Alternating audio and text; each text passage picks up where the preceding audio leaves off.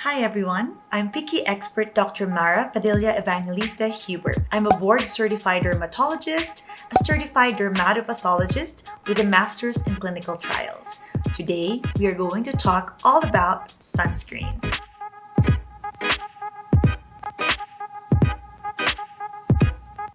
Let's start the discussion by talking about why we need sunscreens in the first place. Sunscreens protect us from the harmful rays of the sun, particularly ultraviolet radiation. There are actually three types of ultraviolet radiation: UVA, UVB, and UVC. UVC, thanks to the ozone layer, doesn't really penetrate into the Earth's surface. So the focus is on UVA and UVB protection. UVB has shorter wavelengths than UVA. UVB penetrates the epidermis, which is the upper layers of the skin, and it is the main UVR responsible for sunburn. It also can cause damage to our skin cells, which, if unrepaired, can lead to skin cancer. UVA, on the other hand, can penetrate deeper into the skin, where it reaches the dermis, and that's actually where you find the collagen in your skin, which is why UVA is primarily responsible for the signs of photoaging, which manifests in the skin as fine lines, wrinkles, roughness,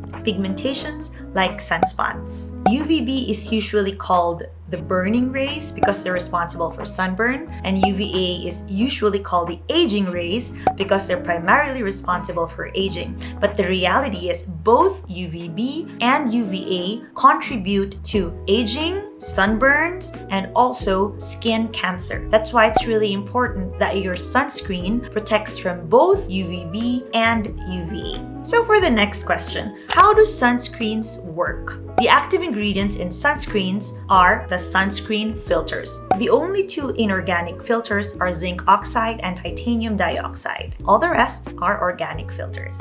Just a quick review of what you read in sunscreens. When you see the term SPF or sun protection factor, this actually refers more on the UVB protection of the sunscreen. This doesn't really tell us a lot about how much protection the sunscreen provides against UVA. Other parameters describe UVA protection, such as the PA system, the PPD system, boot star ratings, and the presence of the UVA logo or the term broad spectrum sunscreen.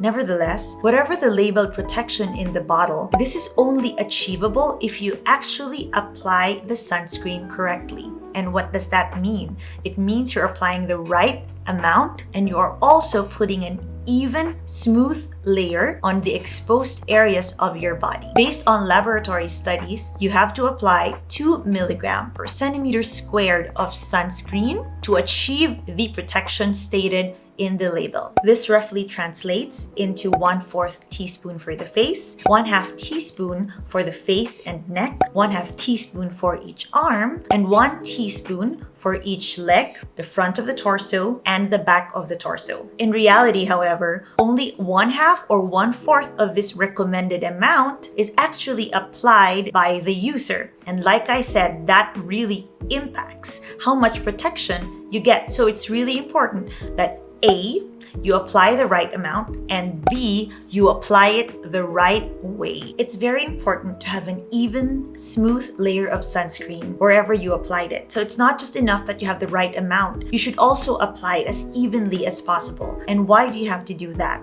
The skin is ridge-like. It has hills and valleys. So if you apply too thin of a layer, you might cover the valleys, but you hadn't actually adequately covered the hills. In fact, in laboratory settings where they test for the SPF, care is really exercised to make sure that the sunscreen is applied as evenly as possible. But we know, in reality, we don't really take that much care in applying our sunscreens. But it does really matter because it will equate to better protection. Sunscreen can be likened to a paint job over skin, where a single layer, especially on a rough surface, again like the skin, isn't really enough. But another layer, or even thicker layers, will give better coverage. It is going to cover all the hills and the valleys adequately so that even layer is achieved. Another thing to remember is that sunscreen needs time to be an even layer on top of skin. So this is actually the reason that we tell you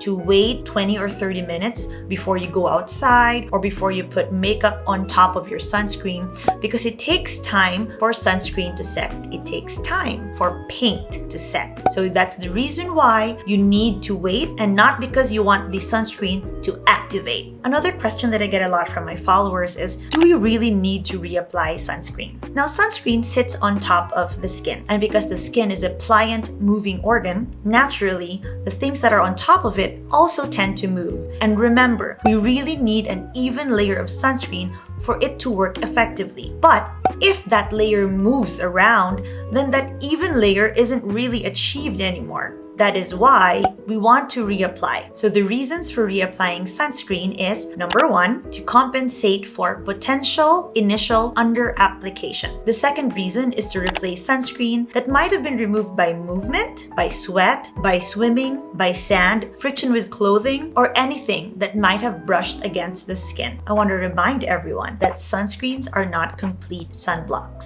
Some UV radiation can still penetrate into the skin. And as I have mentioned, the efficacy or effectiveness of your sunscreen is very user dependent. In many cases, you are not really able to achieve the right amount or the right application to get that labeled protection on the sunscreen. Therefore, it's really important to do other sun protection measures. For example, avoiding direct sunlight as much as possible, seeking shade around the middle of the day, using protective clothing or protective accessories such as sunglasses, wide-brimmed hats. There are clothes with UPF ratings that you can also use. And actually, if you think about it, they might even be more effective than sunscreens in the sense that you don't have to remember to use them. You don't have to remember the right way to apply them. You also don't have to remember to reapply them, which is why it's probably just best to do everything that you can, all the sun protection measures that you can, to keep your bases covered. And what's the best sunscreen? It's the sunscreen that you like and will use every day. But some guidelines that are good to remember is that it's SPF 30 and above. It's broad spectrum, meaning it covers for both UVB and UVA. It's water resistant. It's suitable for your skin type, whether you're oily or you're dry. It's easily spreadable because that's how you actually get a nice even layer, and it doesn't irritate your skin. If you have sensitive skin, it's likely better to go with the inorganic filters like zinc oxide and titanium dioxide. The same recommendation also goes for pregnant women, breastfeeding women, and children. Unfortunately, these sunscreens also tend to leave a white cast. And if this is a concern for you, it's probably better to go with sunscreens